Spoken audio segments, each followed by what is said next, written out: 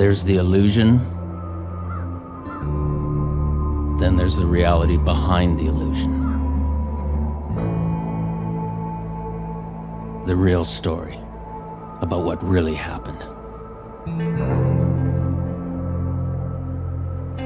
I haven't made a single call in over 6 months. Been on the move. Hunkered down.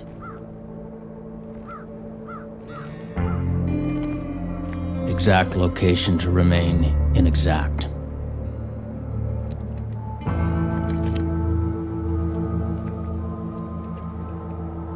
Now I've had a few brews. Feel the need to yap up a bit of a storm. Tell a bit of a tale. Out of all the names and all the numbers, you're the one I've chosen to hear this. Someone needs to know this history, the shit I've pulled, the projects, the party boys, goddamn alternate history of the last 30 years, the last 100 years. The secrets I'm sitting on, the shit that I've pulled. The legendary Silas Breece.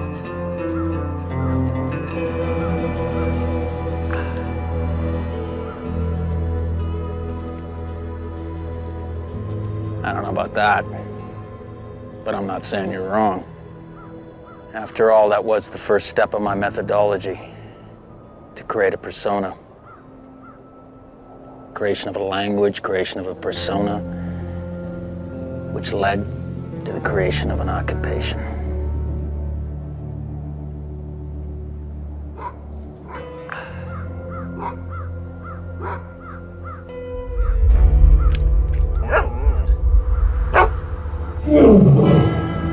All right, apex predators, listen up.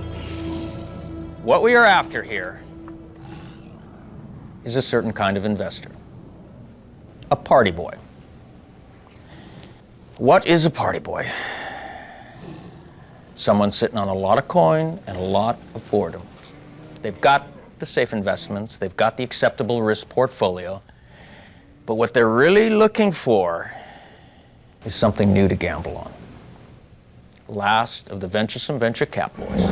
I had a pod central jacked up just south of LAX. Half a room full of headset yappers with some minor global connections who I was trying to whip into shape. Fast. Don't bother with the small fry. That's obvious. Don't try to land yourselves a truly big boy. That ain't gonna happen. Serious coin fuckers calculate the risks. They're bottom liners, teetotalers. Potty boys, by definition, are booze boys. They're flawed, fucked gamblers. They'll go for a weird investment just so they can howl about it to other party boys. All right, there's another need there. And that need is your only in. Your only chance. 92% of this game is determining who is a true party boy. The other 8%'s booze. All right, let's jam some calls. Tora, you get a hold of Bruno Tornst? Nope, not yet. He's somewhere in between Berlin and somewhere. Berlin and somewhere. Yeah, it's great. Real specific. You know, when I was compiling these apex predator videos, I came across a clip of a manatee washed up on the Florida Everglades. Still alive, clubbed a couple times by poachers. A club manatee. He made a noise almost identical to the noise you just made. I'm gonna make that noise right now, Tura. I did not make that noise. You made the noise. You made it. Take a couple of these every 4 hours with some of your pork rinds. And get me Tornst. Manny salty. I'm on it. Breece is piecing it together. No coin locked in yet, but I got a few meetings lined up for the next couple days. I know you're up against it. I'm up against it. Got back rent up the backside on this Pod Central. Weekly phone bill clip that'll whiten the hairs on the bottom of your balls. The whole shit show's going down unless I jam your project through. Listen, Manny, who the fuck walked out of Havana with a suitcase full of cigar seeds from the Vuelta Bajo? Give me 2 days. I wasn't lying to Manny Salty. I was in deep debt and deep shit, ready to pull all plugs and disappear. I needed a solid base hit to keep going, and I was banking it all on a cigar. Cuban seeds, Brazilian soil, and a Hungarian genius by the name of Emmanuel Solti. Those are the 3 elements that make up the Solti cigar. Smells good, Breece, but not quite a double Corona. Yeah, but they look way cooler. Come on. Solti needs to ramp it up quick. He's got distribution lined up in Budapest and Bucharest. Start with the Eastern Euro hipsters, that's the geo target market. See where it goes from there.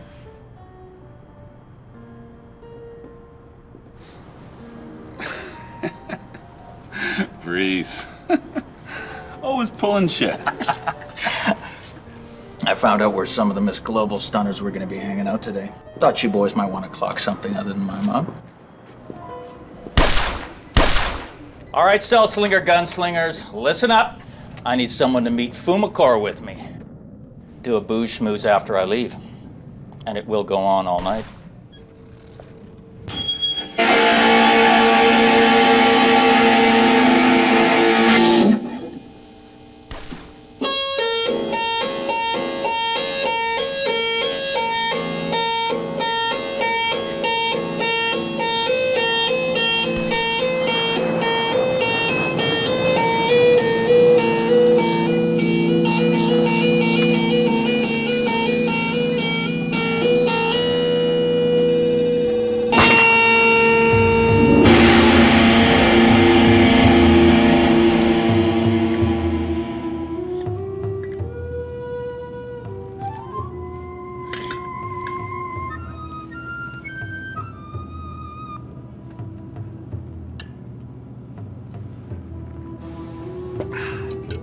Another round of White Devils and Tsingtaos.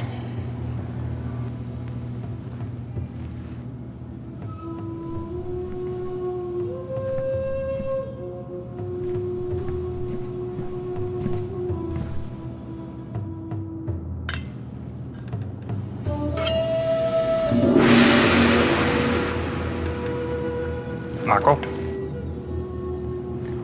Blacktip.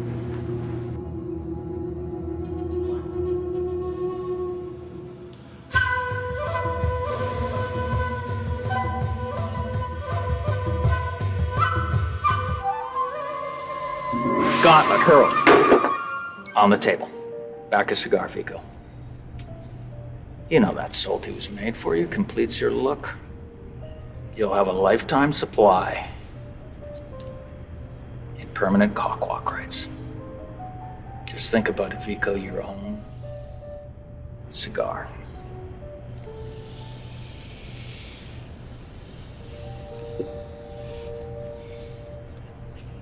Your time's winding down, Breece. Got all your investors lined up? I'm working on it.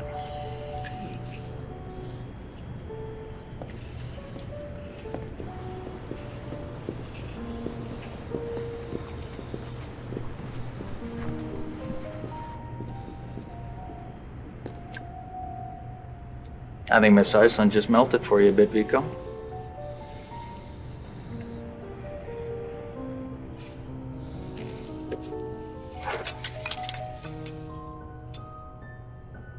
I knew when Vico Acrosti picked up the gauntlet, I was taking a chance.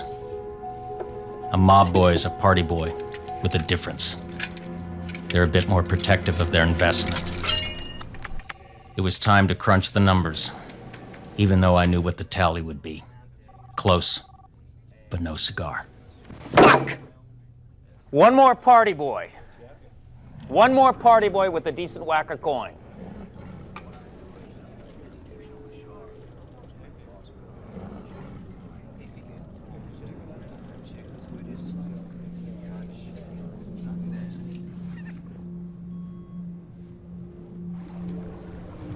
I could feel it all coming down. And once again, the urge to close up shop. disappear. Then I got an incoming call. Number I didn't recognize. Manhattan area code. Silas Breece? Mr. Breece, my name is Scrope Jelliver. I'm a business acquaintance of Vico Acrosti. He took the liberty of sending me a box of your salty cigars. I understand you're looking for investors. I'm always looking for investors. What do you need? 350K. Salty's ducks are all lined up. He needs to move now. Put me in for 450. I'm interested in the cigars, Mr. Breece, but I'm more interested in you, in what you're doing. Let's call the overage an investment in your next phase. What's my next phase, exactly? That's what I'm curious to find out. We'll arrange things through Vico. Sure. And thanks, Mr. Jelliver. I'll be in touch. It almost never happens like that. An inbound call and an immediate pledge of coin. No meetings, no Breece magic required. Of course, that's usually the coin that comes with strings attached. But I had no choice. Yes, I nailed Thorns. He's flying in next Thursday. Too late. We're already over the hump.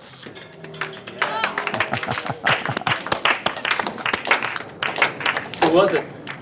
Mystery NYC boy. Tour up? Think I feel a little something coming up between the shoulder blades? Of course, now that you're an apex predator, you gotta keep yapping. Gills need to keep flapping. You're gonna sink to the bottom of the Marianas Trench. That was a fake shark fin? Erber's FX shop, Lancashire Boulevard. All right, apex predators, listen up. We just jammed a project through. But the only way to keep this dog and pony, or should I say grizzly and great white show going, is full-on escalation. Ramp it up and amp it up. More projects, more party boys. Flip over every rock, find me every fucker on planet Earth who fits the profile of potty boy. Manny Salty, Breece. Listen, Magyar boy, I just got you a green light.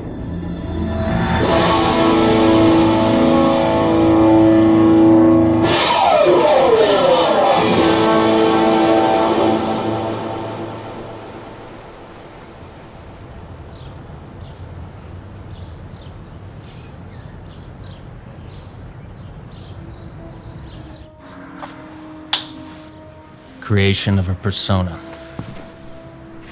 The look. The language. What's the ramification of that information, sir? How can I use it? All right. I'll swing by in about 15 minutes. Check it out. You know you've created a persona when the neighbor's kids make a weird doppelganger of you for a game they call... Little bastard!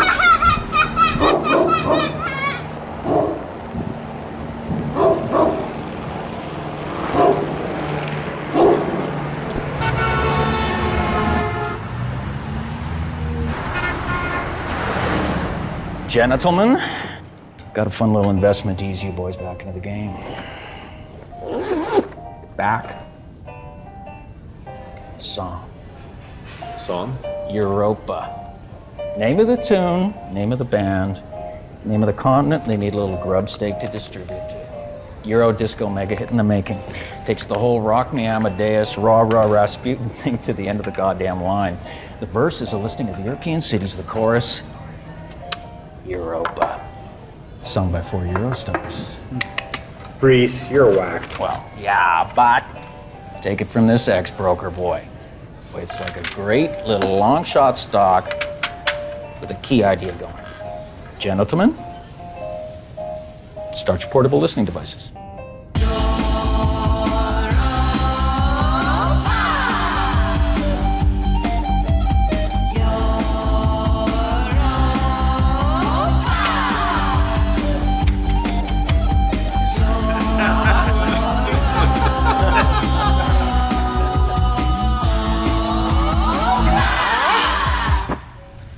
Vreem, Porchno, back of boot shoe. Joy Caberzo's new line. Sleek, pointy, none of this square-toed shit.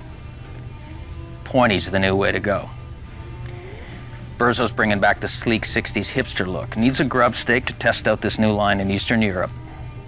Other thing is, you kick someone in the ass with one of these boot shoes, it's gonna hurt. Point's gonna go right up the pipe, straight up the wazoo. They're gonna get the point. You're a walking sandwich board for these projects, aren't you? From the tip of my salty cigar to the tip of my Burzo boot shoe. Shit, I think I'm flashing on a convergence here. Manny, listen to me. I'm talking cross-fertilization here, all right? Take your shit, put it together with Burzo's shit, creating all new shit. The tip of the boot shoe is the same as the tip of the goddamn cigar. All right, marketing home run. And you're both going after the same Eastern Euro geo-target market. You know, I'm flashing on a new kind of hybrid store here. Box of salty cigars, Burzo boot shoe. Salty, Burzo, salty, Burzo, salty, Burzo. And here's what's cranking out of the goddamn sound system. Vico, I know it means more investors. I'm on it. You may have to cough up a little more coin, but if it flies, you're gonna get a piece of the Burzo action and the salty action. All right, crunch the numbers. If they don't add up, crunch some heads.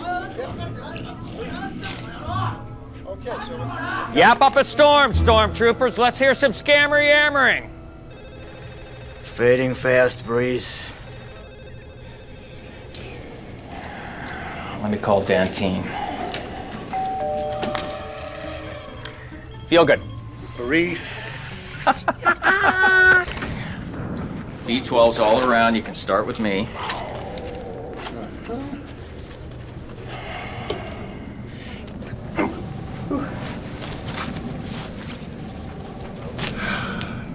For when it wears off. Ooh. Black bombers. Those babies kept the Beatles up for 4 sets a night in Hamburg. 4 sets a night. How about 140 calls an hour? Dig the Beatles reference, though, Dantine. Thank you. Who's next?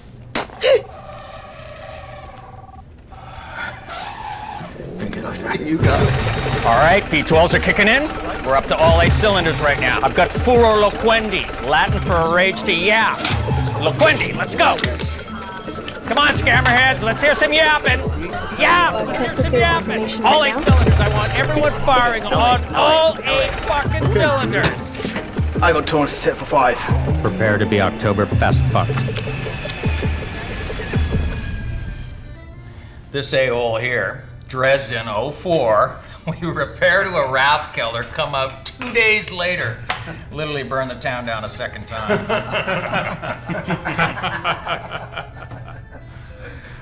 Where's the beer? On its way. Torrance, I got a question for you. Are you a brewmeister or a burgomaster?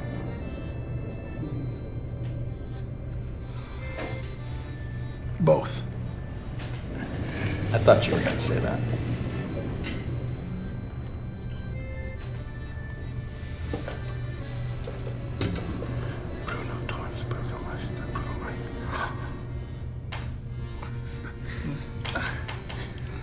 Danke, Mr. Breece.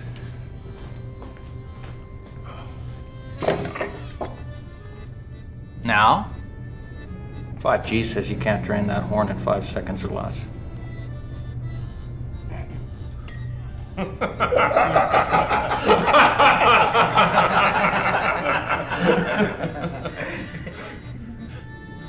Pour.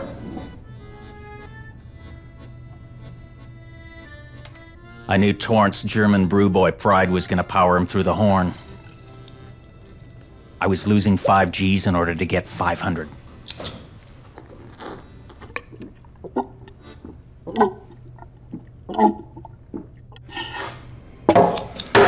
Damn! 4.8. Das ist gut beer. It's that new lager I was telling you about. You know what the name of that brew is? Nein. Torrance beer. Torrance beer. There's 2,000 cases of that brew sitting in a warehouse in Milwaukee just waiting for labels to get slapped on it. Guy who brewed it up doesn't give a shit if his name's on it. He just needs a 500G grub stake to keep the ball rolling. Just think about it, Torrance. You become a literal brewmeister. Your own brew. And there's never been a better name for a brew in the history of the goddamn substance than Torched. Am I right? It was meant to be yelled across a crowded bar. Torched beer! Torched beer! Torched beer! Torched beer! Torched beer! Torched beer! Torched beer! Torched beer!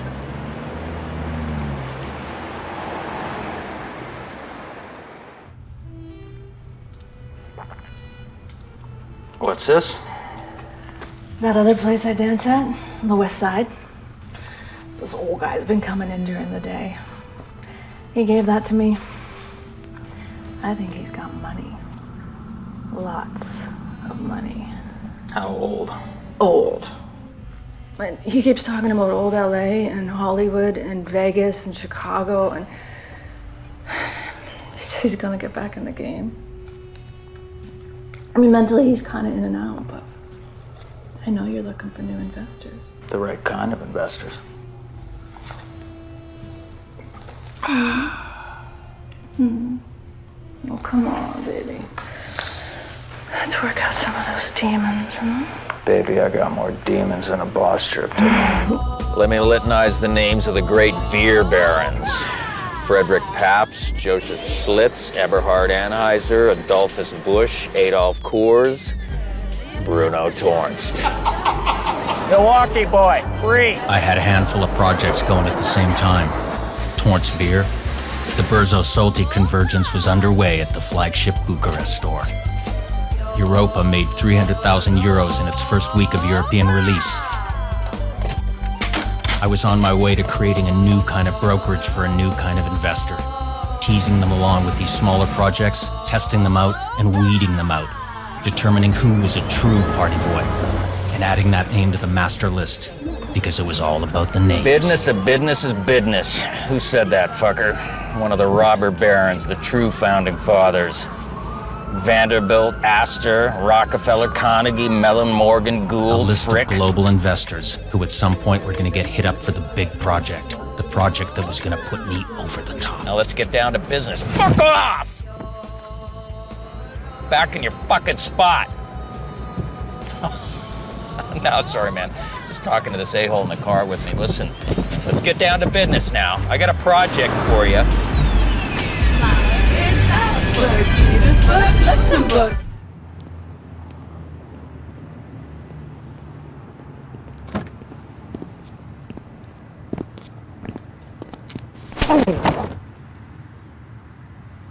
Fuck, Fache. McCraster, Dongren. Gentlemen, whatever it is, let's have recourse to discourse. Talk it through here. You're through talking, Breece.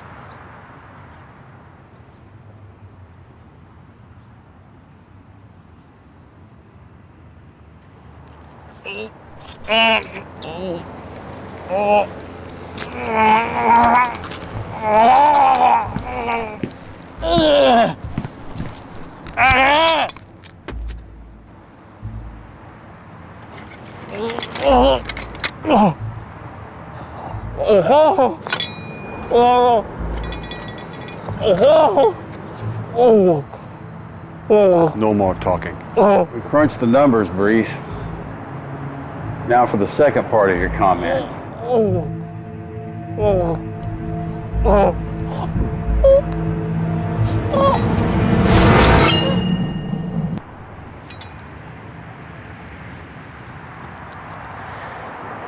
Would have shut you up for a long, long time, Breece.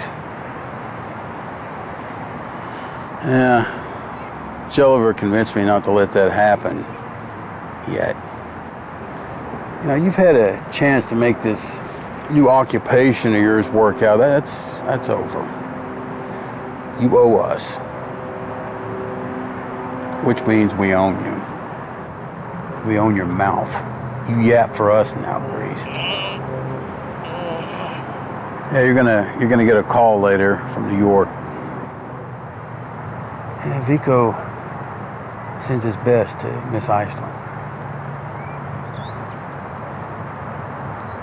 You think he doesn't know the difference between a fucking stripper and a beauty contestant?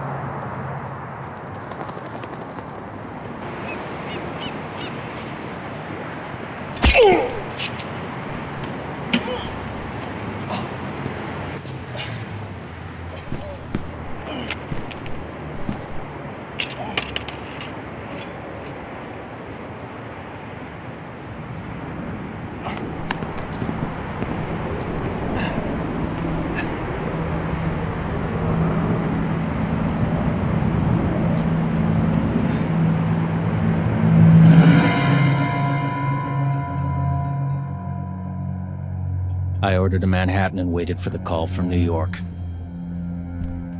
I had to find out what plans they had for me. Manhattan. You got it? And somehow figure out a way to keep my own plans going. Mr. Jelliver, I guess I should say thank you for still being able to say thank you. A man of your verbal talents needs to keep talking. I'm listening. First, let me tell you about you. Silas Breece, ex-broker on Wall Street, ex-commodities trader in Chicago, ex-lobbyist in DC, ex-marketing consultant in Los Angeles, ex-casino consultant in Las Vegas. Ex a lot of things. Ex-con. 4 months in Joliet prison for one bad insider trade. You bribed the guard with some decent commodities picks and kept doing deals from the inside. I believe the headline in the Chicago Tribune was Slammer Scammer. This is all gettable knowledge, Mr. Jelliver. And you got it. Now what? You're an enterprising man, Mr. Breece. Even in jail. You've trafficked in all these business-related worlds. I suspect for a reason. Knowledge, connections, they're all heading somewhere. You could be very useful to the consortium. The consortium? A growing network of international investors of which I am a part. So is Vico. So are a few other of your so-called party boys. The consortium wants to move into backing certain environments. Something bigger than these little projects you've been offering up. What sort of environments? We'll start with a series of bars. New York, Los Angeles, maybe Chicago. I've been funding a think tank for the last month trying to come up with something. And? Feces, theses, shitty ideas. Booze joints are tough. Tough cities, too. You're gonna need a real angle. I've booked you a suite at the Chateau Marmont for inspiration. Vico wants something in LA. Immediately. Consider this your first test, Mr. Breece. I hope you pass it. I had to pass it. That's what Jelliver meant, and we both knew it. Acrosty wanted a mob hangout in LA, and he was itching to pull an old-style KO on me if I didn't come through. Luckily, right then, right there, I had the beginning of an idea. And a space. And then a name.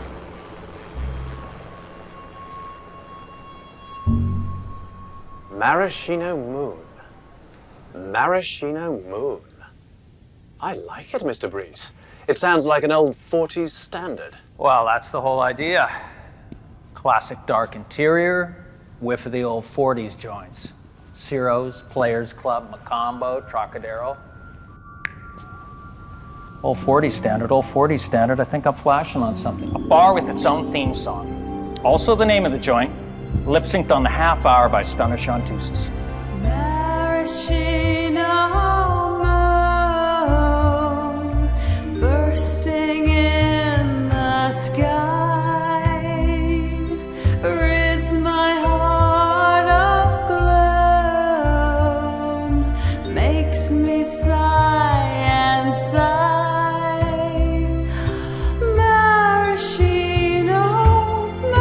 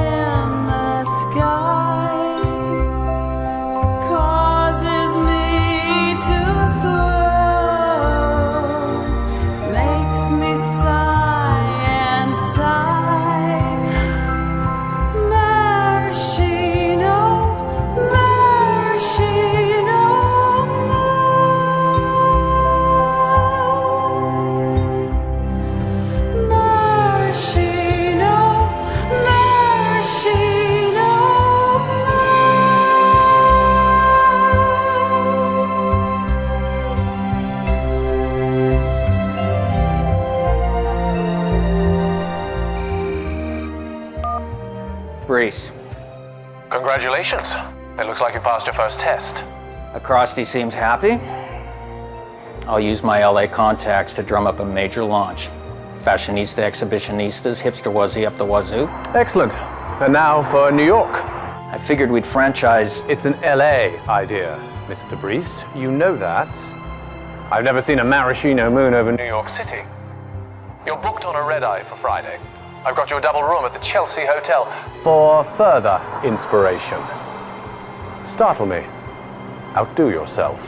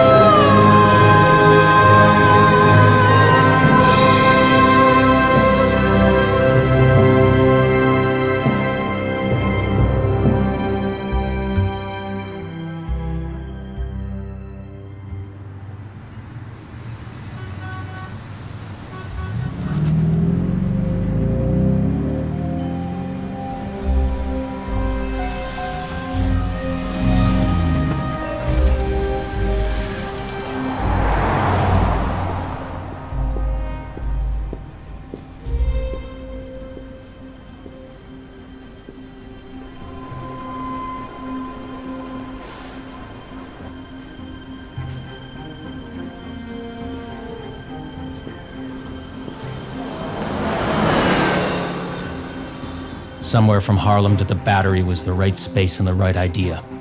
I just had to find it. ASAP. I hit the pavement and started calling contacts. It quickly became apparent there were no cool spaces available, and I was out of cool ideas. I didn't have another brainstorm concept to graft onto a generic ground-level space. The town was lousy with booze joints. They were all bleeding into each other. Nothing was KOing me with a real new angle. I was tapped out. And so was New York City.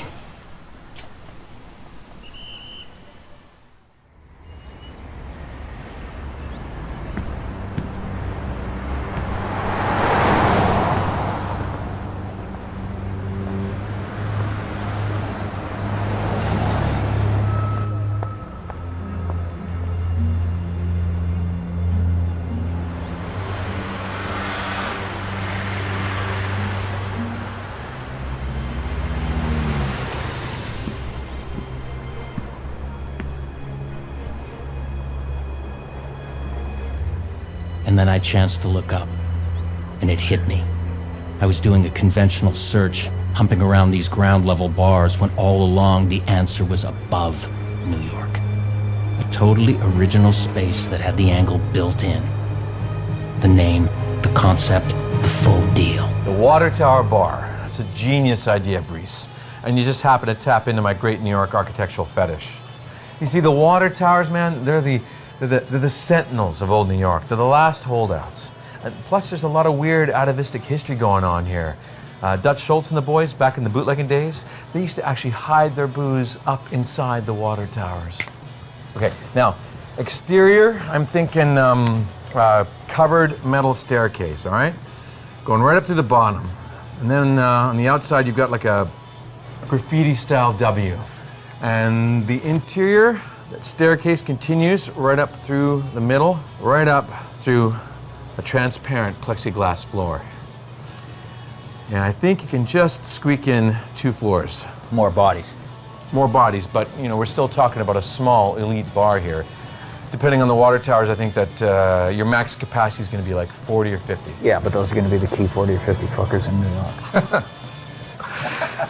Now, these are all just like top of the head notions, but I'll refine it. And Breece, I gotta say, I want this, okay? I'm gonna do it as a labor of love, but I expect you to pay me well.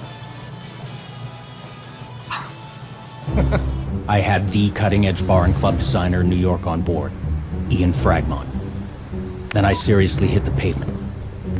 I reconned every water tower in Manhattan from 122nd Street down.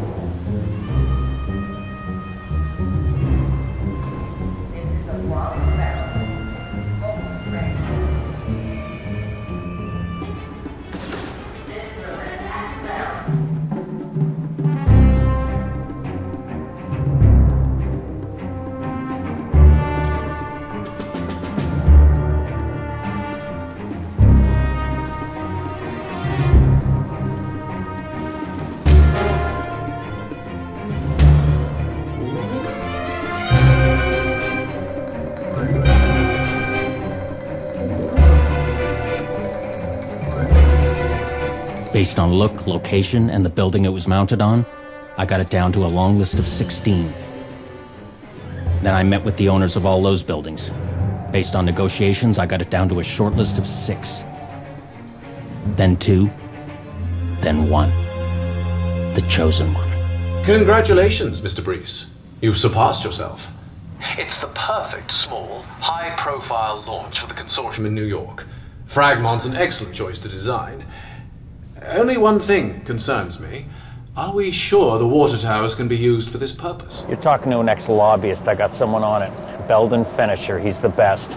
He assures me there should be no problem as long as the consortium gets majority ownership of the building. In this case, the top 3 floors.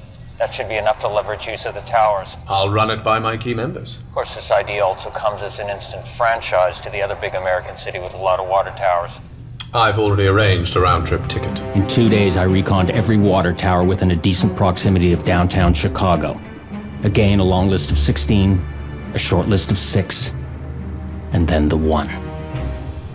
The consortium pulled the trigger and bought the top 4 floors of the Chicago building and the top 3 floors of the Manhattan building at inflated prices. Another marketing convergence courtesy of Mr. Ian Fragmont here. This joint needs its own lingo. When you order a water tower, you're getting a pint and a half of Torrance beer in one of these. That's the official libation. It's good beer. Torrance Store supplier? Yep. Killer lager, straight from Milwaukee. And we're gonna store the booze right underneath the second tower, just like the bootleggers did in the 20s. Plus, Breece, you get a lot more bodies in this bridge I put in here. And I put a small DJ booth up in the top of the first tower. Good. We'll talk music when we get to it. One thing I'm gonna nail right now, every tune played is gonna be a goddamn nugget. We're gonna take this model to Jolliver. What, is he my Howard Hughes? I never get to meet the guy?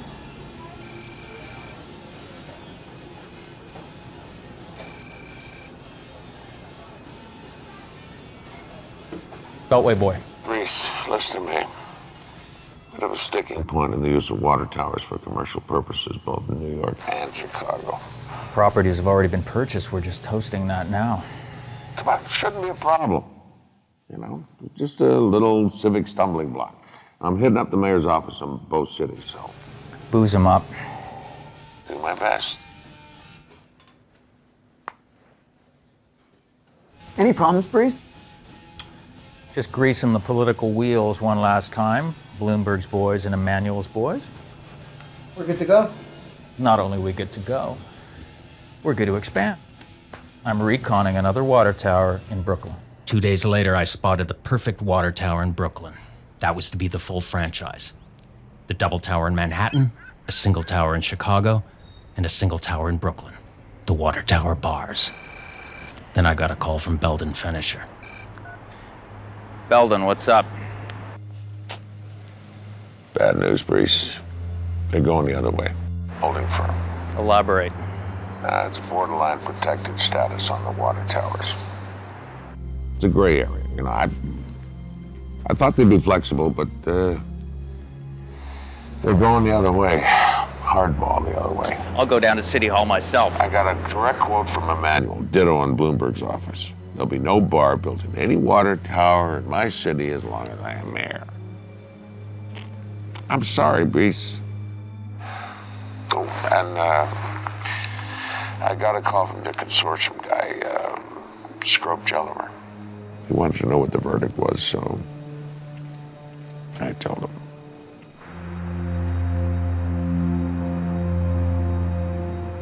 That was it. The consortium was after me. I had to get out of Brooklyn, out of New York, fast.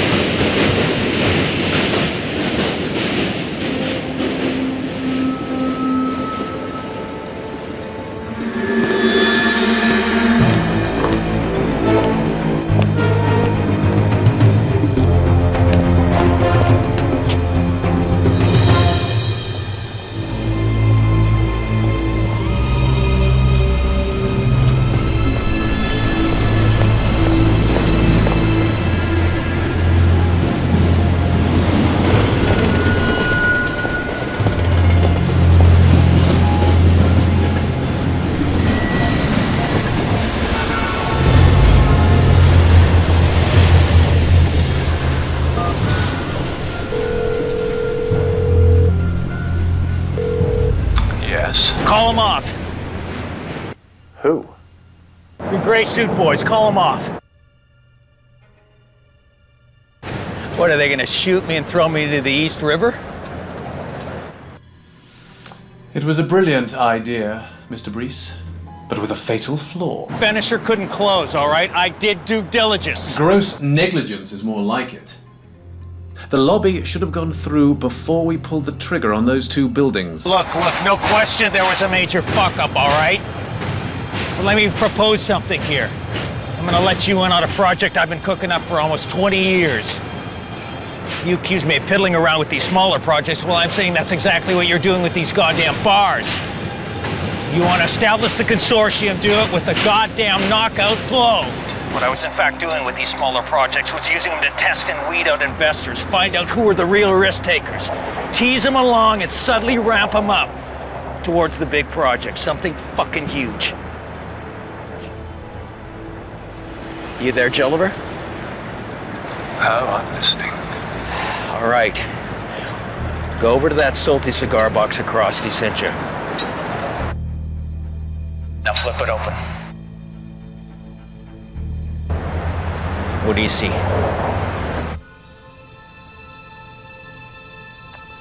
Old London Bridge. The Vegas Casino.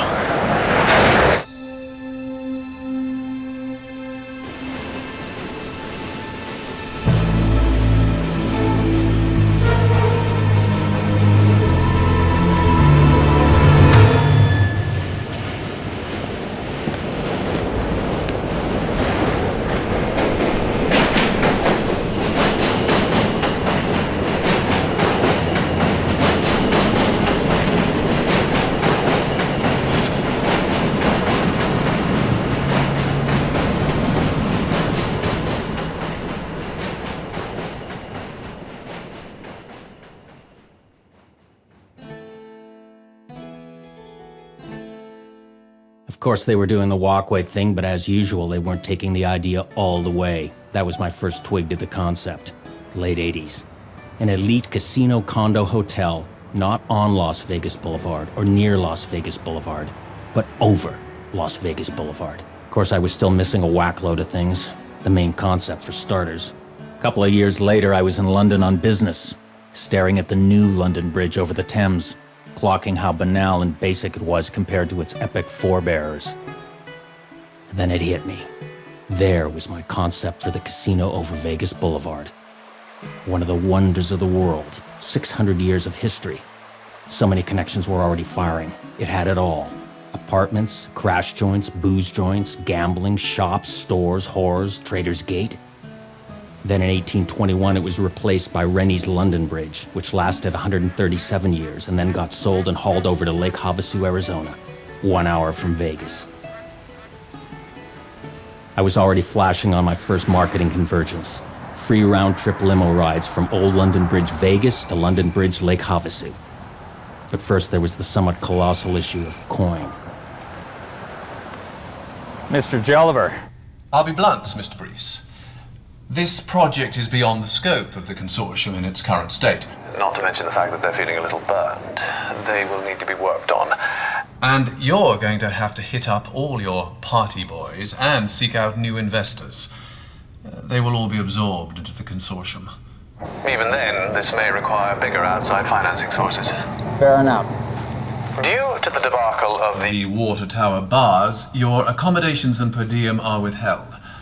Until things get rolling. I booked a room at one of the more affordable crash joints in downtown Vegas. Before I even went up to my room, I hit the bar and had a buckshot. Chased it with a buck pint. Then I started pulling shit. Jamming calls. Fumacore, Breece. Torgi, Breece, what's happening? There's so little happening, there may be nothing happening. Why the hell you think I'm calling? You think I don't sense this shit? Breezy boy, where you been? You don't want to know, Lozark. Listen, I got something big on the burner, and when I say big, I mean huge. I took a break. Something wasn't right. Something wasn't working. They were all intrigued, a little overwhelmed by the size of the project, but to a party boy, they all had one question. What else you got going on this, Breece? That's when I knew what I was missing. A magnet investor. They don't necessarily have the most cash, but they've got the most cachet. They're the right person for the right project. They're the first coin in, and they pull others in, like a magnet. That's what I needed. I needed an ace up my sleeve, and that's when I realized I had an ace in my pocket. It was a true long shot, but I was just boozed enough to give it a try. My first cold call in eons. Hello? Hello, may I speak with Ben Sarnis? Oh, he's sleeping right now. It's his usual time. I'm his wife, MB. Can I help you? Silas Breece, pleasure to speak with you. I heard about Ben through a friend of mine. Actually, I've got a bit of a business proposition for him. Oh, well, Benny's not in business anymore. I mean, it's been years. He's just not involved with business. But I'll give him your message, tell him you called. May I have your number? I gave her my number and then blew it off. I figured it was worse than a long shot. It was a dead end. The next day, I started reconning locales on the South Strip. There was a perfect spot just across from McCarran Airport. An empty lot with a purchasable chunk of useless parking lot. Use that as the base, build over the strip, then drop it down on the Meridian just before the start of McCarran. Later that night, I was walking by the El Cortez, Bugsy Siegel's first joint downtown, when I got an incoming call. This is Silas. Hello, Mr. Breece. This is MB. I just wanted you to know I talked with Ben. Give me that. Hello. Is this Silas Breece? Pleasure to speak with you, Mr. Sarnis. I'm glad you called. I hear you got some kind of business proposition. I won't beat around the bush, Mr. Sarnis. It's a large-scale project. A Vegas casino. Where are you? I mean, right now. In Vegas. Come to Beverly Hills. The next day, I was cruising through Beverly Hills, looking for 811 North Linden Drive.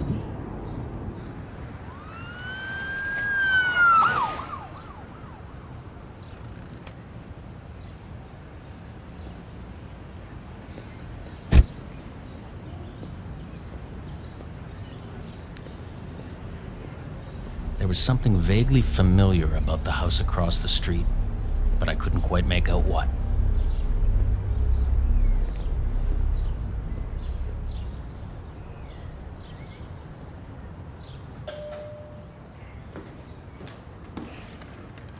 Mrs. Sarnis. Mr. Breece. Ben's been waiting in the dining room rather impatiently. Come on. Benny? Ben Sarnis. Silas Breece. Sit down. Thank you. A man who likes a good single malt scotch and a nice double-breasted suit. I'm impressed. You did good too. Pinstriped. I should have worn my pinstripes. You don't have pinstripes, darling. I used to a long time ago. Yeah. Thick pinstripes. Yeah. No, I'm doing this. It's my meeting. This is very important.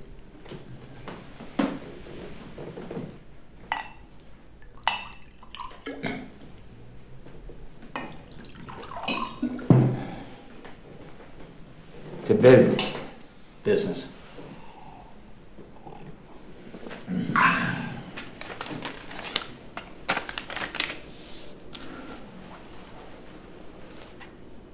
To go with the scotch for later.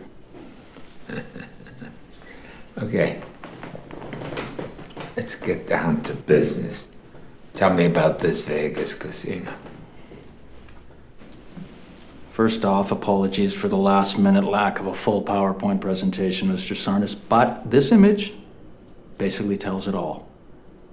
Old London Bridge, an elite condo casino over Las Vegas Boulevard.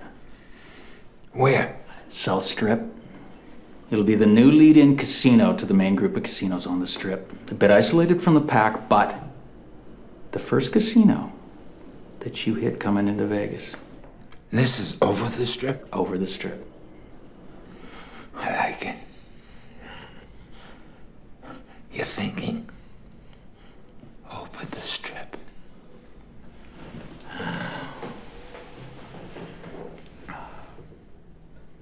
You ever been in jail, Silas?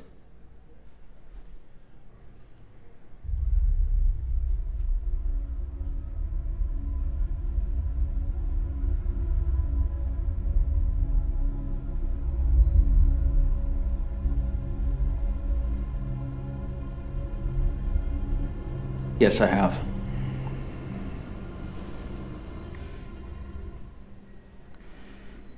More about this later. Now I want to tell you a little something about me.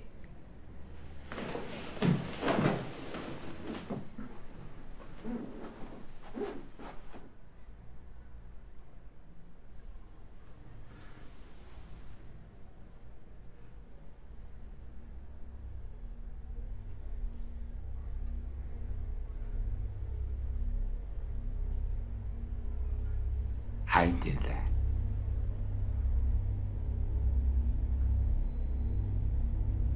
At first I thought he meant he created the image, like some kind of morbid Warhol rip-off piece of art. But something in his eyes told me that's not what he meant. That's when I realized why I recognized the house across the street. It was the house where Bugsy Siegel was murdered. The shooter was never found, likely hired by Lansky and the mob after Siegel went over budget on the Flamingo. He was sitting on a couch facing the living room windows. Cops figured the shooter propped his carbine in the neighbor's fence and fired 9 shots. 9 shots from my army carbine.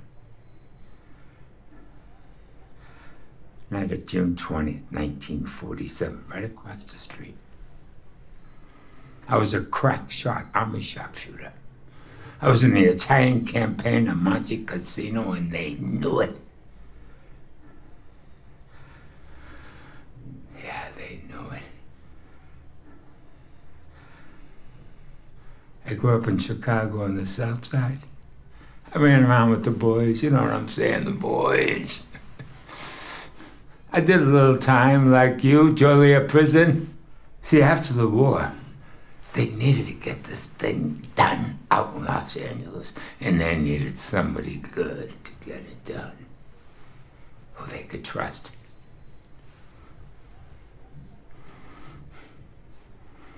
Afterwards, they fixed me up pretty good. I disappeared. Mexico City, London, Berlin, international businessman. I've been retired 35 years. Palm Springs, Palm Beach, a lot of palm trees. Nothing happening. I finally got this place 2 years ago. Finally, I got this place. I'm gonna tell you something, Silas. I know things no one knows. Understand what I'm saying? Because if we do this, we're gonna go all the way. All the fucking way, man. I've been hidden so long. You see, I did that. Me! I did that! Me! Baby. And I can't go anywhere? Baby, it's all right. We know. I think you better go, Mr. Breece. No, I want a drink. Baby, you've had enough. No, just please, one for Silas, one for me. It's business, baby. Okay.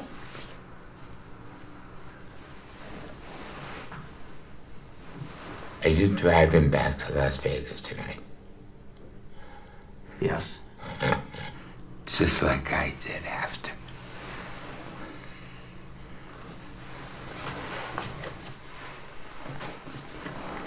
I'm gonna show you something.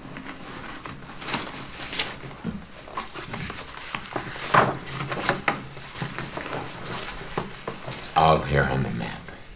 You just pull over, and then you see this ridge on the left, you take it all the way to the top, overlooking Las Vegas. And from there, you're gonna go 13 paces till you hit a gold spike. Then you dig down 3 feet under. You get this for me, Silas. I will invest in your casino. I will give you lots and lots of money. I will do that, Silas. But you got to get this for me. You've got to get this for me. You get it? I get it. Drinks are here.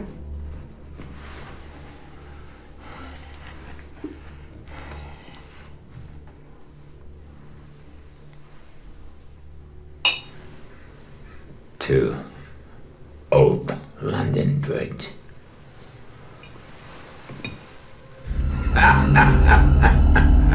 Hi, Bugs!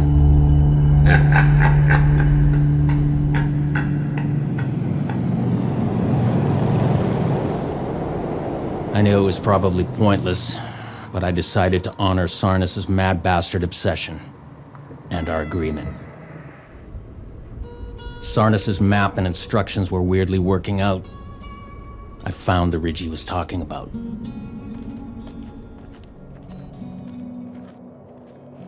On the way to Vegas, I pulled over and bought a pick, a shovel, and a 6-pack of Mickey's Big Mouth.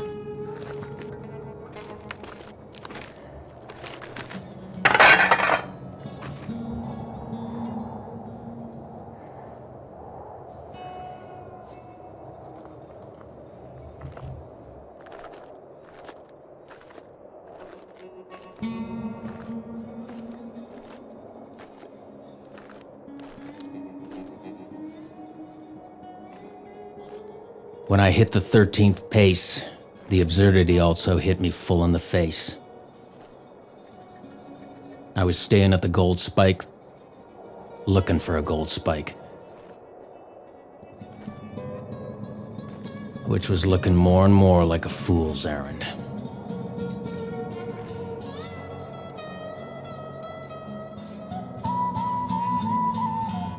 Then I spotted something.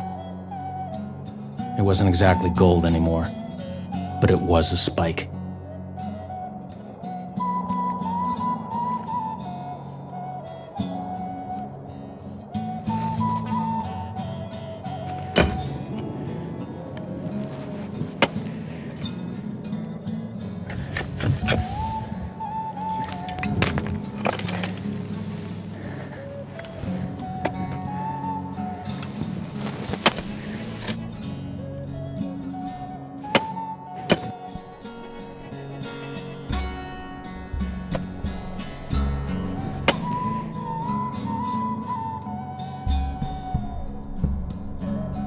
I didn't have any idea what was down there. A suitcase full of mob money, a sack of gold nuggets, or more likely, nothing.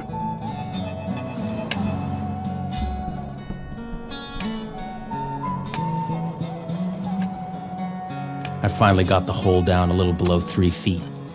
Nada. Squat. It was getting dark, and I was getting exhausted. I decided to give Sarnis one last swing of the pick.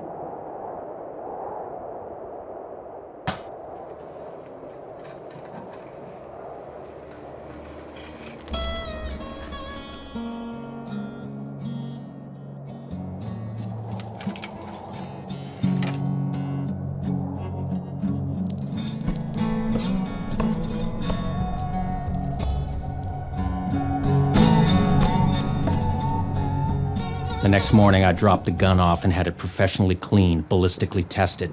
It was early evening when I got the word. It was a 1943 .30 caliber U.S. military M1 carbine. 9 shots had been fired before it was buried. I stopped on the strip and had a celebratory brew at a historically appropriate joint. Now there was no question. It wasn't just the evidence of the gun, but the look in Ben Sarnis' eyes. This was the man who killed Bugsy Siegel. I gave him a call. Hello? Hi, Mrs. Sarnis. This is Silas. Oh, Mr. Breece, I am so sorry about yesterday. Ben was... It's all right, Mrs. Sarnis. Listen, quick question. What's Ben's suit size? He's 46 long. What? Give me that. Let me talk to him.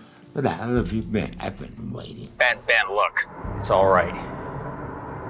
Took a while to do that digging, but I got what you wanted. I got it. You come to Beverly Hills. Now we'll talk business. I handed Sarnis the gold spike and the carbine rifle. Sarnis handed over $2.6 million. The first big chunk of investor coin for Old London Bridge. More important than the coin was his function as a magnet investor. I re-hit the party boys. They all wanted to meet him. Some of them started a fork. The consortium was mobbed up to the hilt, and their representatives all wanted to meet the man who killed Bugsy Siegel. I bought Sarnis a double-breasted pinstripe suit for the occasion. Extra thick pins.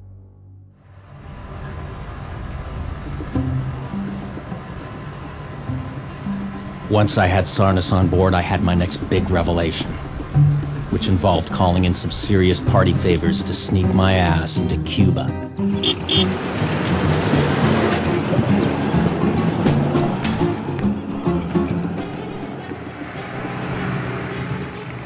I set up shop in a certain legendary mob hotel and managed to score the most important suite in mob history. Hello? Listen, Mr. Jelliver, acknowledge the genius brainstorm. I booked room 212. Meyer Lansky's old suite at the Hotel Nacional in Cuba, and I've taken meetings with potty boys for Old London Bridge, the Vegas casino. We got Ben Sarnis on board. He's the one that pulled the trigger on the Siegel hit. Now we've reverse-tracked the hit back to the place where it was cooked up at the mob conference in 1947. I'm walking down the Malecon in Havana right this moment. And I want you Cleveland boys to get the hell down here.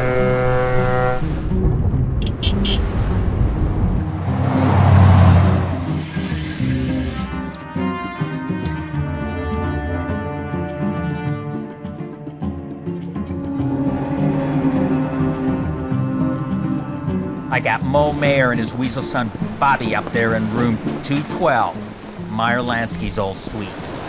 They just committed to $1.75 million for Old London Bridge. That's fucking solid investor coin right there.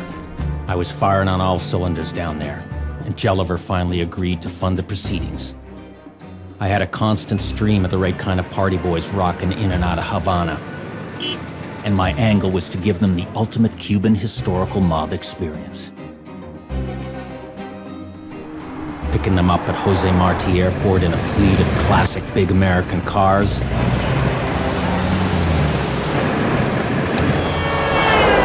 Straight to the Nacional and the Lansky suite.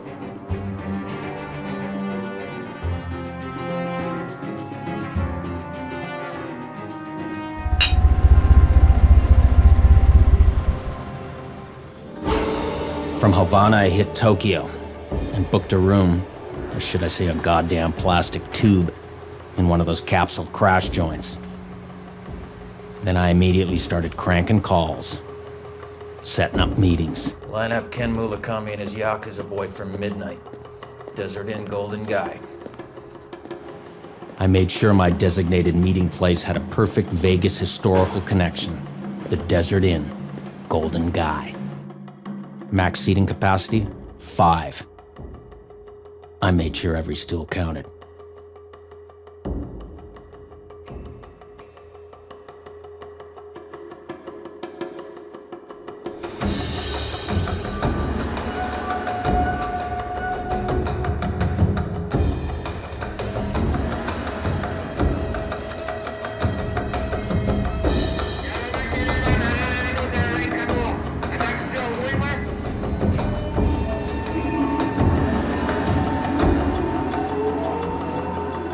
The Yakuza boys are in for 1.7 billion yen.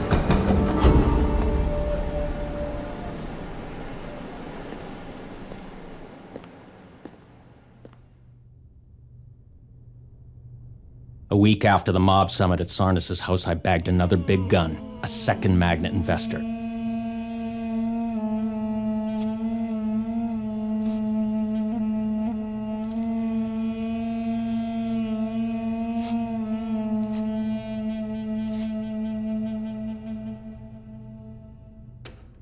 Someone I'd been tracking for years. The man who picked up the tissues that fell from Howard Hughes' ass. Doyle Cabine, Hughes' inner circle boy, final phase. Horned in on the man, sacked away some Sima Corporation coin, parlayed it into a hefty portfolio. I knew I'd tweak him with Old London Bridge. He was interested, but he wanted to see more planning. That's when I knew I had to stop trying to sell a goddamn Vegas casino off a painting on a cigar box. I needed a model. So I hunted down one of the world's top 3 experts on Old London Bridge, who just happened to be holed up in the Hollywood Hills working on his next book. Wyndham Bawtry. Old London Bridge. As Vegas casino. That's both blasphemy and absolutely perfect. Old London Bridge was its own monetary ecosystem. That's something you must understand. The average person crossing the bridge was literally assaulted by merchants selling their wares, landlords shilling their apartments, gamblers, right down to tarts and pickpockets. If a poor sod got to the Southwark end, he was lucky to have 6 pence left to buy a pint at the Bear Tavern. That's useful. We could line the central walkway with some high-end shops, a Burzo Solti outlet, throw a Brit-style pub in at one end. Lots of intriguing possibilities, parallels.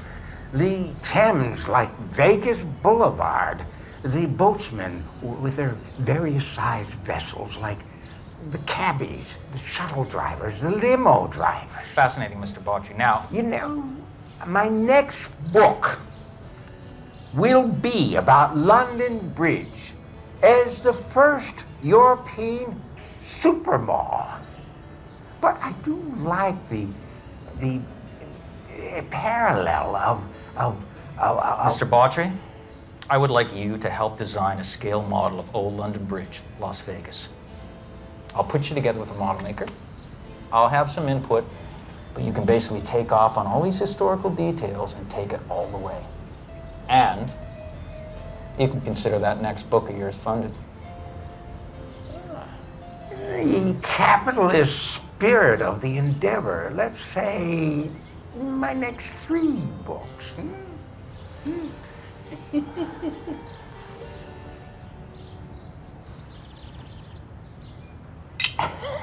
party boys were definitely joining the party, coughing up more coin than they ever had before, but I was still way short. I needed new names, new investors. Jelliver greenlit a temp pod central 4 miles off the strip. High net worth, high risk tolerance, low boredom threshold. That's what we're after. That's a party boy. Next, I went into travel mode, a full-on global search for party boys, funded by Jelliver.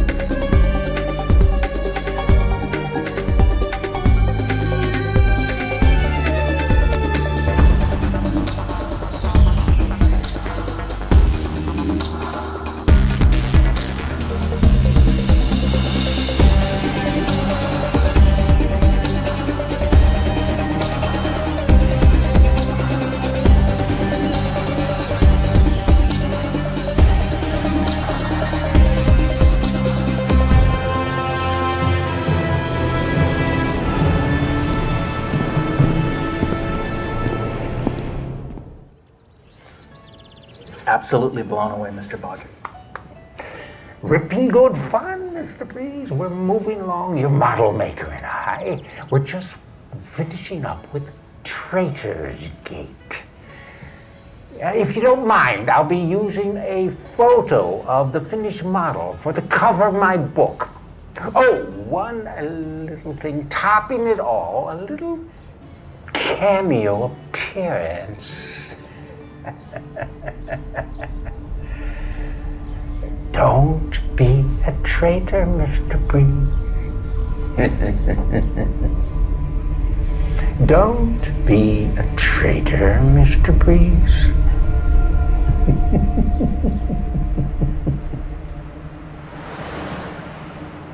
Beltway boy needs a belt.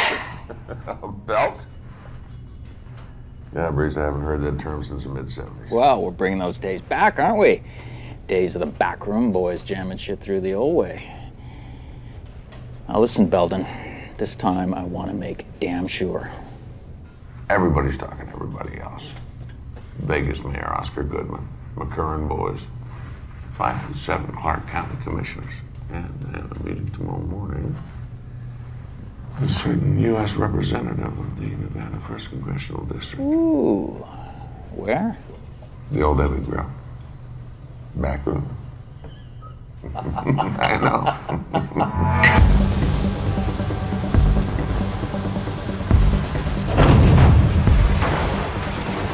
Meet me in front of the shark tank at Mandalay Bay. Meet me in front of the lion habitat in the MGM Grand. Meet me in front of the gold line in front of the MGM Grand. Meet me in front of the silver line in Shinjuku. Meet me in front of the line on the Niambashi Bridge. Meet me in front of the line on the Prado in Havana. Meet me in front of the left line at the New York City Library. Meet me in front of the right line at the Chicago Art Institute. Meet me in front of the northeast line in Trafalgar Square. Meet me in front of the southwest line in the Place de la Concorde. Meet me in front of the 2 attacking lines on the Rue Rivoli. Meet me in front of the first line in the Piazza del Popolo. Meet me in front of the second line on Via Barberini. Meet me in front of Godzilla in the Marinucci. Gauntlet hurl. Gauntlet hurl. Gauntlet hurl. Gauntlet hurl. Napoleon Bob. I want you to clock it and read it. Because with this project, we're pulling Napoleonic shit. Napoleon bio. Salty cigar. Napoleon bio. Salty cigar. I was ramping it up. Amping it up. Project business to talk to you. Old London. Give you the type, yeah. Old London. It's a biggie, old boy. Like Howard Hughes ass tissue picker up. Whack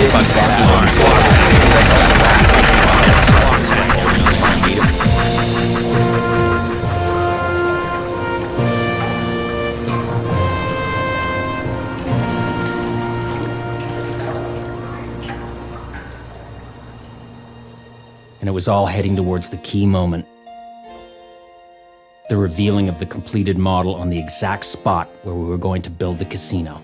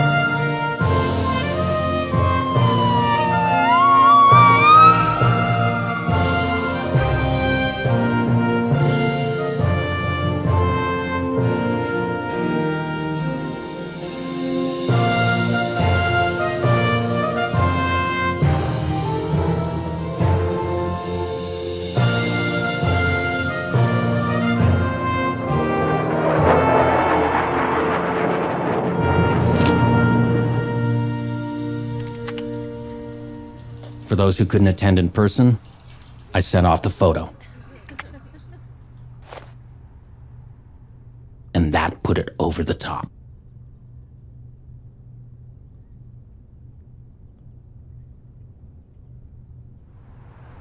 Two days later, I was crossing London Bridge Lake Havasu, heading over to check out the abandoned Tudor city as a possible new consortium purchase. when I got a call from Belden Fenisher. Beldy, what's up? Kibosh. KO'd. What are you talking about? Kibosh. KO'd. It's next. 86, Breece. Belden, yank it together. What do you... Look at the McCarran people nixed it. 11th hour kibosh. Something about flight paths over the airport. I don't fucking know. Fuck. And, that Jolliver guy called a couple hours ago, told me not to keep you informed, but, fuck, Breece. This is just a major fuck-up. I'm sorry, man.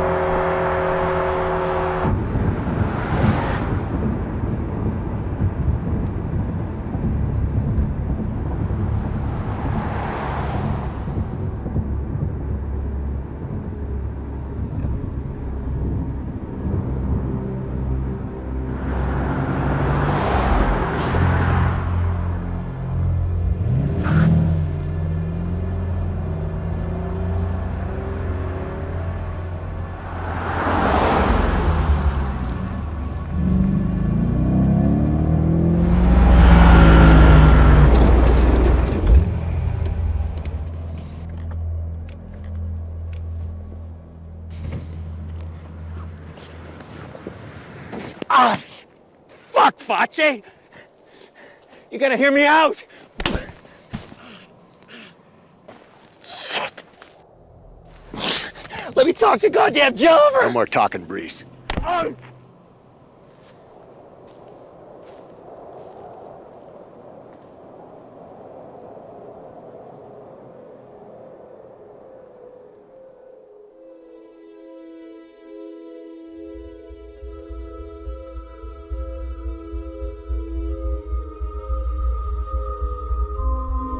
I must have been out cold for a long, long time. I remember having a weird, vivid dream.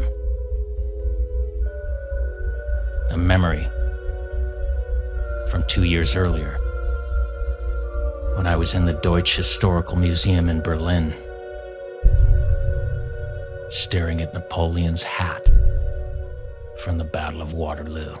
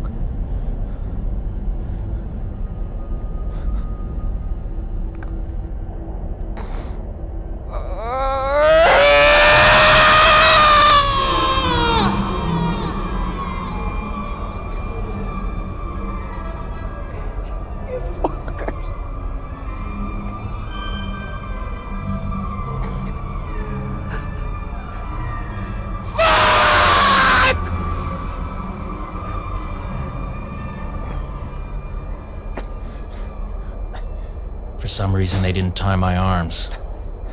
I could feel them stretched out somewhere down there. So I started trying to burrow myself out.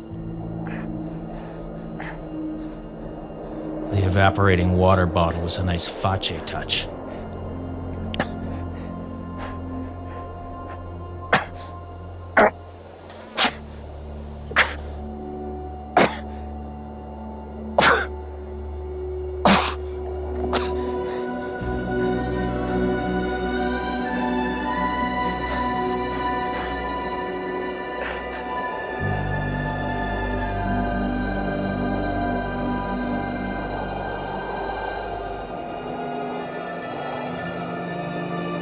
I'd been digging for what seemed like hours. No clue how far I'd gotten. I was starting to lose it.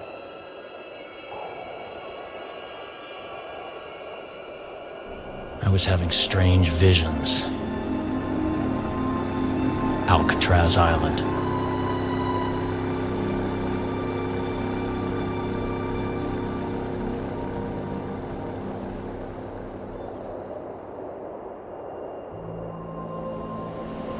I saw myself floating in Lake Michigan.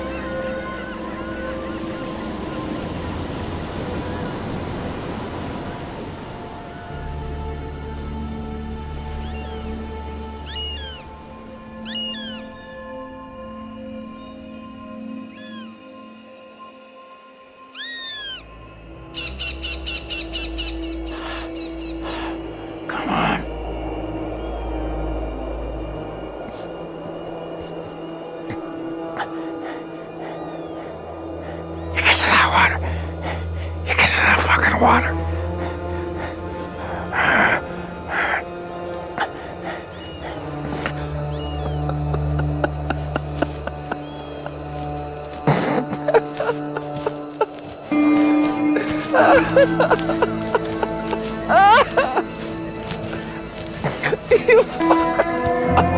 You get your fucking self out of here, you fucker! You take yourself fucking out, you fucker!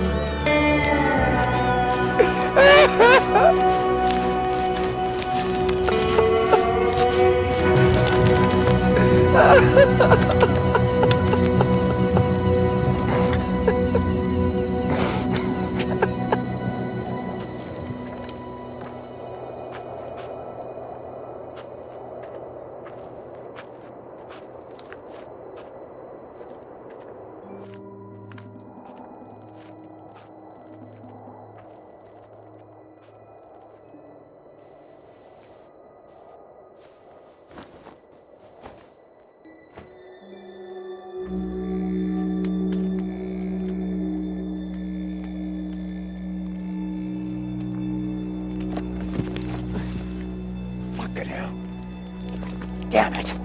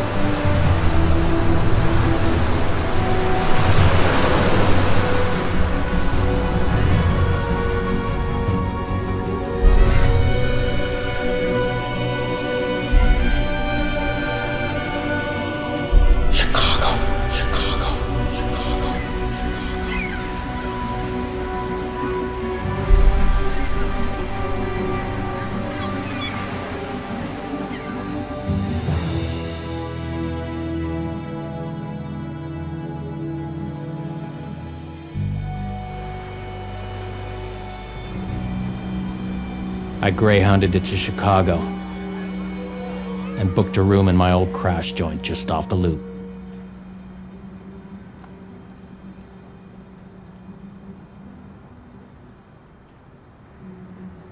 I was down to my last Napoleon bio and my last salty cigar. I torched the cigar.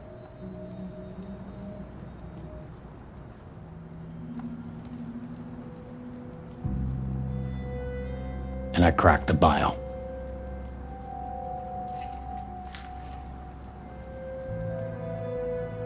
I was on the trail of the vision of the island I had out in the desert. So I bought a bio of the biggest name this town ever spit out.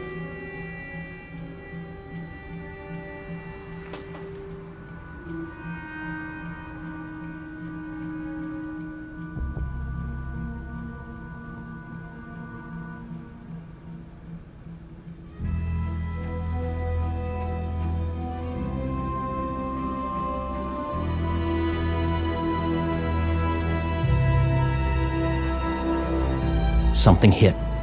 I immediately started firing on some cylinders. Capone was known as the Napoleon of crime. They both wound out exiled on small rocky islands. Elba, Alcatraz. In a hot second, I had it all. The name and the concept inherent in the name. Take Napoleon mythos and Capone mythos, crash them together, and drop them on an artificial island a half-mile off the coast of Chicago. Elbatraz. Next, I started to ID the target market. There are no natural islands off the coast of Chicago. Thousands of pleasure craft, party vessels. In Diversey Harbor, Belmont Harbor, Chicago Harbor. Jacking off up and down the coast. No place to go, no destination. Lakeshore Drive coin, old Chicago money. They've been staring out at the same lake view for decades. What if they had something new to stare at? Something they forked for? The right side of the island is Elba. The left side of the island is Alcatraz. It's a bizarre hybrid breeze, but luckily, both islands are pretty rocky. So, I tried a kind of topographical meld based on that. You pulled a genius mutant combo, Excelmans. Shit. I'm clocking this and I'm hearing a new roll call of the great Chicago architectonic visionaries.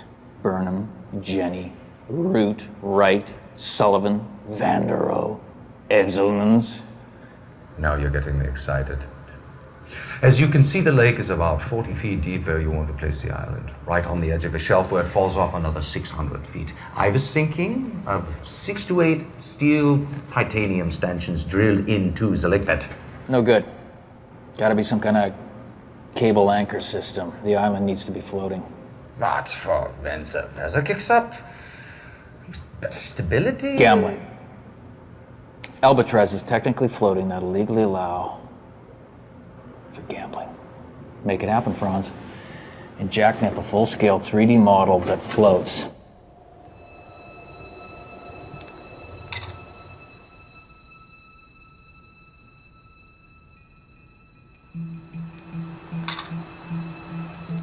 Next, I launched the viral campaign. A name, a face, that was it.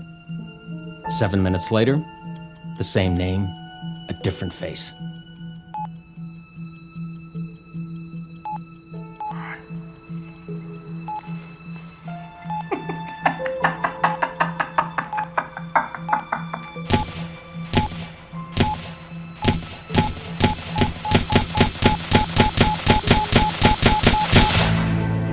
I gave them 24 hours to wrap their noggins around those two texts. Then I commenced follow-up calls, starting with a certain figure in New York City. Hello? Elbatraz. Let me guess. A small island. Artificial. Thematically combining late period Napoleon with Al Capone. Probably a half mile off the coast of a major American city. Miami. Chicago. Of course.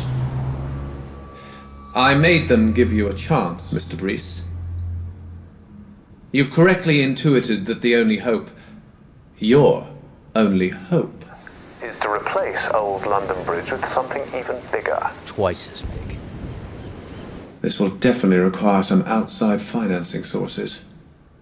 I've told the consortium that Old London Bridge is on hold but still in play. They are going to require some major convincing. You leave that to me. Two things, Mr. Breece. One, this project had better go through.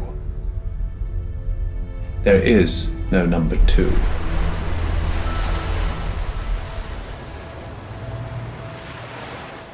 I knew what that meant.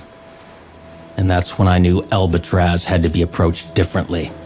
It wasn't just the biggest project in my career and the last project in my career, but something else. Fuck you, Breece. Sir, you have an inalienable right to your knee-jerk reaction. Now let's hit the green mill and get shit-hammered. Things started turning when I set up shop at the Green Mill, the last legendary booze joint linked to Al Capone. That's where I pulled up booze schmooze on my core constituency. Commodities traders. Silas Breece, king of the pork belly futures. Oink, oink. Hey, that's where I started out. Got my yap chops right. Chicago Merc with you fuckers. Here's where it's ending up. Project you fuckers have been waiting 30 years for. First big project to hit this goddamn town since the Sears Tower. Elbatraz. Jack me up a theme tune. I'm hearing something glam punk, Ronson Thunders. I'll text you some key lyrics in a couple days. Name of the tune is Elbatraz. Pull something out of your hiney by this Friday. And then I stumbled on a magnet investor on the Mag Mile.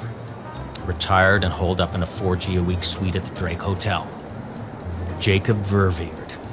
He was the liaison between Capone and the North Side ward bosses. Kept everybody happy. Authentic fucker. Green Mill, 9 p.m. You're gonna shake hands with the man who greased palms for Alphonse Capone. On Elbatraz, I refined every aspect of my methodology, meeting party boys only in certain thematically appropriate environments, Napoleon's bar in Vegas to Napoleon House in New Orleans, where I was introduced to Gerd Himmelfarb, inside liaison to the German government. The party continued to Chicago, then to Berlin. Gerd, I'm heading under the Unterdenlinden right now. Set up Reichstag boy for 245.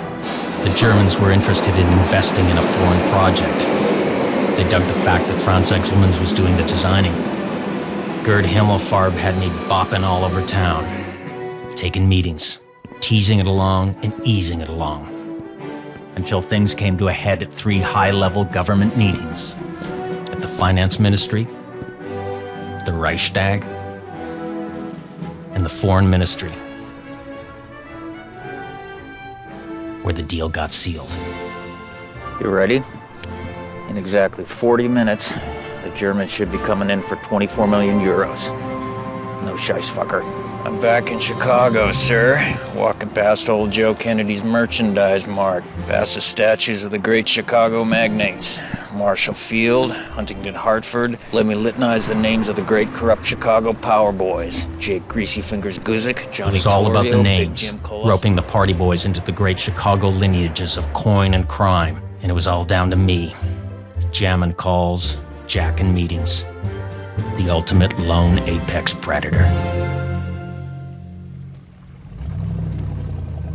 Rick Gombin, Silas Breece. Listen, potty boy, I got a yacht booked for 3:30 leaving Navy Pier. On board is all the booze your ass can handle. I got a 3D model of Elbatraz that we're gonna drop in the exact spot where the real Elbatraz is gonna be put up. Then I had my final brainstorm. Used the green of St. Paddy's Day as the ultimate visual ass kick for my last big push. Bert Strutcherson, Silas Breece. Yeah, I'm calling you from the Chicago River, which is turning green, sir, and it's flowing right out onto Lake Michigan. Abner Lozark, Silas Breece, calling you from the Chicago River, which is goddamn turning green. Vico Acrosti, Silas Mr. Breece. Cypriatic, Silas Breece. That ain't the ultimate metaphor for right out to Lake 3D model of Elbatraz that we're gonna drop in the exact spot. On board, all the booze your hiney can handle. 3:30 precisely, we're leaving Navy Pier. There, you want to bring Mr. Siragusa, that's fine. I want your ass on board. You want Pache on board. In 45 fucking minutes. It's gonna be a goddamn river of U.S. greenback flowing right into your back pocket.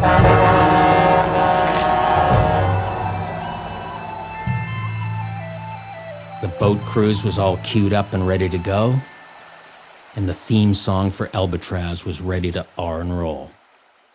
Napoleon, Al Capone, exile boys, come on and make some noise out of Albatross. Albatross, it's the razzmatazz.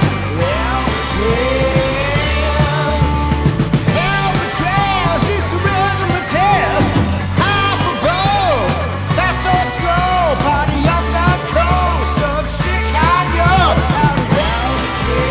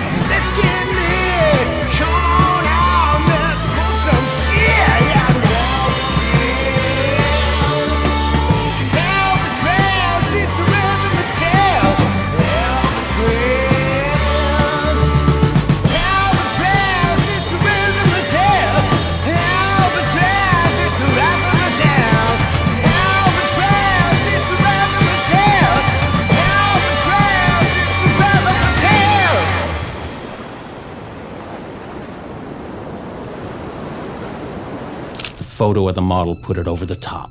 The consortium, the German government, the global mafia, old and new party boys, everyone on the boat, they all forked. What they didn't know was that this moment was the high water mark of the project. 10 days earlier, when I was reconning the real Alcatraz, I made a phone call. Hello? Controller, Cayman Islands boy. Silas Breece. Where you at? You nailed it. Grand Cayman Island. How about you? Yeah, I'm on an island too. A little less idyllic. Alcatraz. Listen, controller, in 2 weeks' time, there's something I'm gonna want you to do for me. Be on big. I'm all ears, Breece. You're all ass. Now listen. I needed to fund my disappearance. I knew what the consortium had in store for me, even if Albatraz came off, which was next to impossible.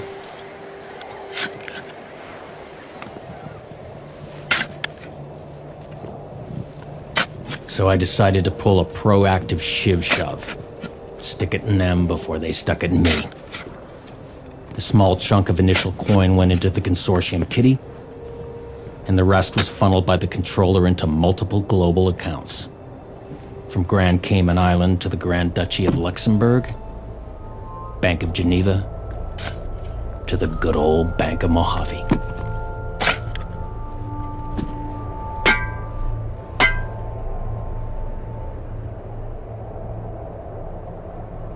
And so I disappeared.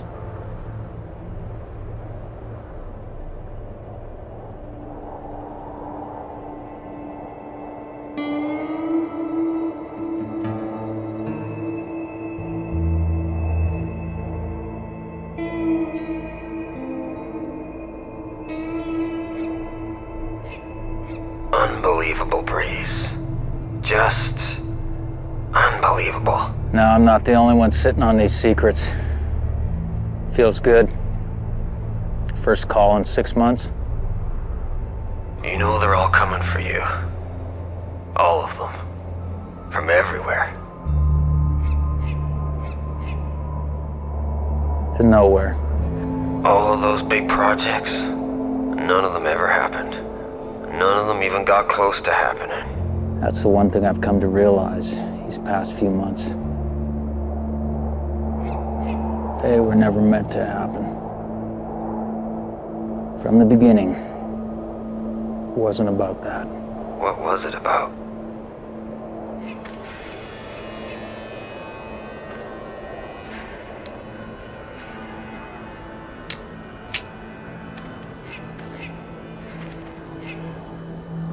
pulling shit.